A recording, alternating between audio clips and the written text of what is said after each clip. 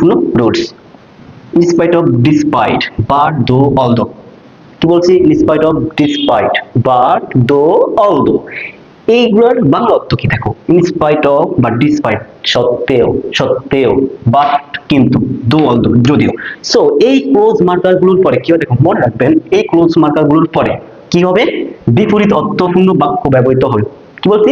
বিপরীত অর্থপূর্ণ বাক্য ব্যবহৃত। যেমন আমরা এখন এক্সাম্পলের মাধ্যমে আরেকটু ইজি ভাবে বুঝতে পারবো। দেখো, ইন স্পাইট অফ, এই যে in spite of, in spite of being, অসুস্থ থাকা সত্ত্বেও হি জয়েন দা মিটিং। কি বলছি আমি একটু আগে, যে এই ক্লোজ মার্কার গুলোর পরে সবসময় বিপরীত হবে। দেখো বিপরীত হচ্ছে না, সে অসুস্থ কিন্তু কি হচ্ছে, অসুস্থতা থাকা সত্ত্বেও কিন্তু সে মিটিং এ যাবে। এটা বিপরীত হচ্ছে না, একজন অসুস্থ মানুষ সবসময় কি রেস্টে থাকবে কিন্তু সে মিটিং এ যাবে, বিপরীত হবে। তারপর দেখো ডিসপাইট, এই যে ডিসপাইট, এই ক্লোজ মার্কার গুলোর পরে কি বিপরীত হবে, তাহলে কি ইজ অনেস্টি। দেখো সে সৎ, সে সৎ থাকা সত্ত্বেও কি হচ্ছে, সে সৎ থাকা সত্ত্বেও কি হচ্ছে, নোবডি লাভ হিম, কেউ তাকে ভালোবাসে না, কেউ তাকে ভালোবাসে। দেখছো বিপরীত আসছে, এই ক্লোজ মার্কার গুলোর পরে সবসময় বিপরীত আসবে। তারপর দেখো হি ওয়াজ নট সো ব্রিলিয়ান্ট, কি সে ব্রিলিয়ান্ট নয়, সে একজন ভালো ছাত্র নয়, কিন্তু বাট ক্লোজ মার্কার বেশি আমরা বিপরীত হবে, কিন্তু পাস ইন দা এক্সামিনেশন, কিন্তু সে পরীক্ষায় পাস করছে। কি বলছি? ভালো বিপরীত খারাপ, সে ভালো ছাত্র না কিন্তু সে পাস করছে, এটা কি বিপরীত হচ্ছে না? বিপরীত হবে এই ক্লোজ মার্কার গুলোর পরে। তারপর দেখো অলদো, এই যে অলদো, যদিও নিতু স্টাডিড এ লট, যদিও নিতু প্রচুর পড়াশোনা করে, কি